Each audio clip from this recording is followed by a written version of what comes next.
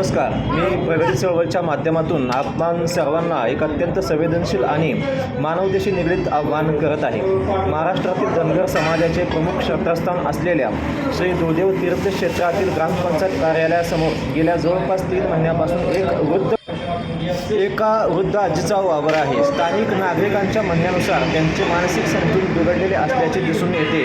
त्यामुळे त्या स्वतःची ओळख किंवा घरचा पत्ता सांगू शकत नाहीत. या पार्श्वभूमीवरती ग्रामपंचायतीचे माजी उपसरपंच श्री शिंदे यांनी या आजींच्या नातेवाईकांना भावनिक आवाहन केले आहे. आपल्या घरातील एखादी वृद्ध महिला हरवली असेल किंवा या आजींना ओळखत असाल तर कृपया तातडीने पुढे या आणि संबंधित प्रशासनाशी किंवा स्थानिक ग्रामपंचायतीशी संपर्क साधा.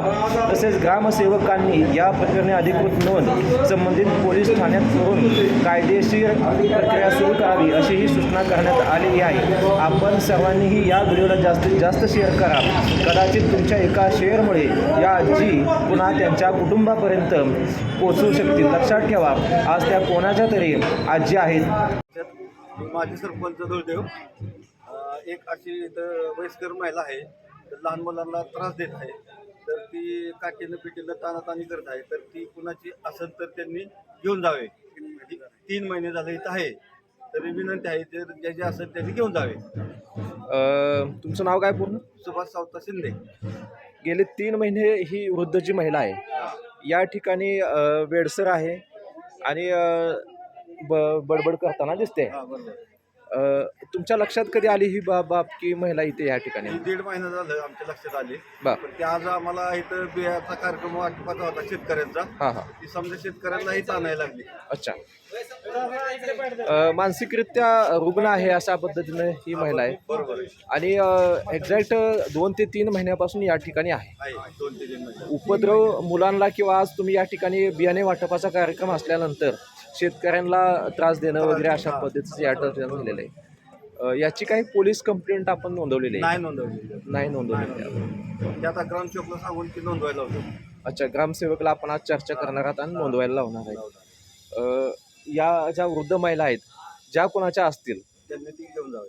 त्यांनी संपर्क करून त्या घेऊन जाव्या अशा पद्धतीने आव्हान करताय.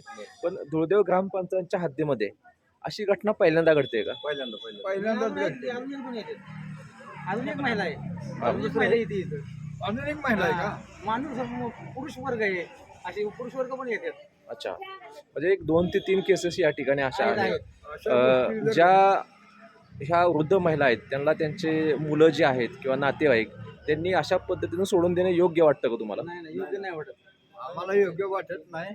यांनी ज्यांनी ज्याचे तिथे वस्तूचा असेल ते आपलं आपापल्या पद्धतीनं घरी घेऊन जावं.